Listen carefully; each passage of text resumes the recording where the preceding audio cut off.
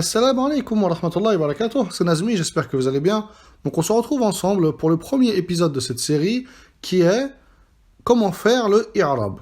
Donc dans cette série de 10 vidéos, nous allons apprendre ensemble les termes indispensables que vous devez apprendre pour pouvoir faire le i3raab, également les règles à connaître, et enfin plusieurs exemples avec des phrases types afin de vous habituer à faire le i3raab de manière correcte.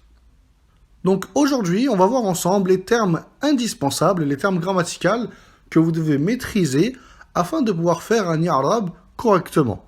Donc, dans la colonne de droite, on a 4 termes en arabe que vous devrez apprendre par cœur. Marfou', mansoub, majrour et majzoum. Ces 4 termes-là, vous devrez les apprendre par cœur. Donc, premièrement, qu'est-ce que signifient ces termes-là? On a la deuxième colonne à gauche qui est l'alamah al-asliya, que l'on peut traduire en français par le signe de base.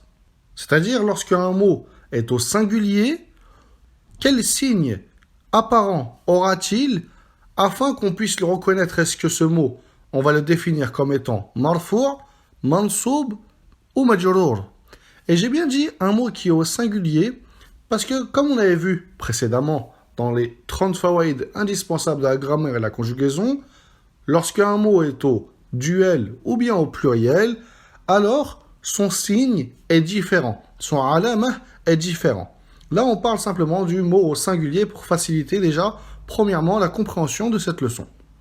Donc, un mot qui est marfou', son signe de base, d'accord, c'est qu'il se terminera soit par une damma, ou bien par 2 damma.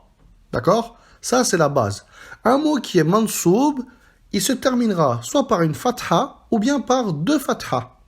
Tanwin bil fatha. Un mot qui est majrour, il se terminera par une kasra, ou bien 2 kasra. Et enfin, un verbe qui est majzoum, il se terminera par une soukoun. Donc ça, c'est les termes que vous devez apprendre. D'accord? Un mot, il peut être marfou', mansoub ou majrour. Tandis qu'un verbe, il peut être marfou', mansoub, mais il ne peut pas être majrour. Il est majzoum.